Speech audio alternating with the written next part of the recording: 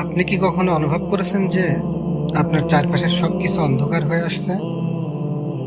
যখন মনে হয় জীবনের কঠিন পরীক্ষাগুলো আর সহ্য করা সম্ভব নয়? যদি আপনার উত্তর হ্যাঁ হয়, তবে এই ভিডিওটি আপনার জন্যই। আজ আমরা এমন একটি গোপন শক্তি নিয়ে কথা বলবো যা আল্লাহ তার প্রিয় বান্দাদের দান করেন।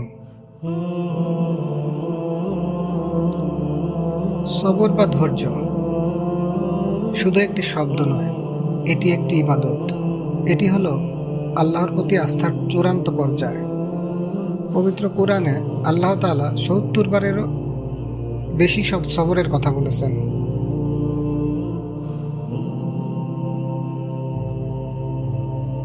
সবর মানে এটা নয় যে আপনি নীরবে অত্যাচার সহ্য করবেন, বরং সবর হলো কঠিন সময়েও আল্লাহর উপর ভরসা রেখে সঠিক পথে টিকে থাকা এবং সুন্দর সময়ের জন্য অপেক্ষা করা। সূরা আল বাকারার ১৫৩ নং আয়াতে আল্লাহ বলেছেন, হে ঈমানদারগণ, তোমরা ধৈর্য ও নামাজের মাধ্যমে সাহায্য প্রার্থনা করো। নিশ্চয়ই আল্লাহ ধৈর্যশীলদের সাথে আছেন। ইসলামে সবর ৩ প্রকার। ১. আল্লাহর আদেশ পালনে ধৈর্য ধারণ করা, যেমন প্রতিদিন ৫ ওয়াক্ত নামাজ আদায় করা, রমজানে রোজা রাখা, এগুলোর জন্যেও ধৈর্যের প্রয়োজন। ২. আল্লাহর নিষেধ থেকে বিরত থাকতে ধৈর্য ধারণ করা, হারাম কাজ থেকে নিজেকে বাঁচিয়ে রাখা, যেমন মিথ্যা বলা, সুদ খাওয়া বা অন্যের ক্ষতি করা থেকে বিরত থাকা। ৩. বিপদ আপদে ধৈর্য ধারণ করা। জীবনের সবচেয়ে কঠিন পরীক্ষা এখানেই হয়। অসুস্থতা, দারিদ্র্য বা প্রিয়জনকে হারানোর মতো পরিস্থিতিতে আল্লাহর ফয়সালার উপর সন্তুষ্ট থাকা। এখন আসে কিভাবে ধৈর্যশীল হওয়া যায়। কিভাবে আমরা আমাদের জীবনে সবরকে আনতে পারি? প্রথমত, দোয়া করা। আল্লাহর কাছে সবসময় ধৈর্য ধারণ করার শক্তির চেয়ে দোয়া করুন। রাসূল সাল্লাল্লাহু আলাইহি সাল্লাম নিজেও দোয়া করতেন। দ্বিতীয়ত, নবীদের জীবনী পড়া।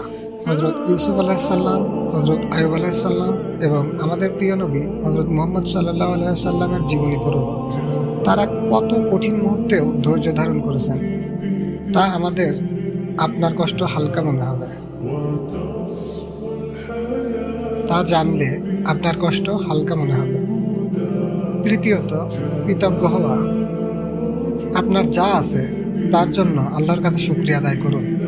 যখন আপনি আপনার নিয়ামতের দিকে তাকাবেন, তখন বিপদকে ছোট মনে হবে। মনে রাখবেন, প্রতিটি রাতের পরেই দিন আসে। আপনার জীবনের কঠিন সময়গুলোও অস্থায়ী। আল্লাহ আপনার উপর ততটুকুই বোঝা দেন যতটুকু আপনি সহ্য করতে পারবেন। আপনার ধৈর্য ধারণের পুরস্কার শুধু দুনিয়াতেই নয়, আখিরাতেও অপেক্ষা করছে। আল্লাহ বলেন, ধৈর্যশীলদের তো অপরিমিত পুরস্কার দেওয়া হবে। সূরা আজ-জুমার আয়াত ১০। যদি এই ভিডিওটি আপনার হৃদয়ে সামান্য আশা জাগিয়ে থাকে, তবে ভিডিওটি লাইক করুন এবং আপনার বন্ধুদের সাথে শেয়ার করুন, যারা হয়তো কঠিন সময়ের মধ্য দিয়ে যাচ্ছেন।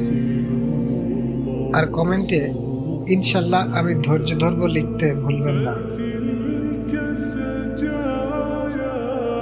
ইসলামিক ভিডিওর মাধ্যমে আলোর পথে থাকতে আমাদের চ্যানেলটি সাবস্ক্রাইব করতে ভুলবেন না।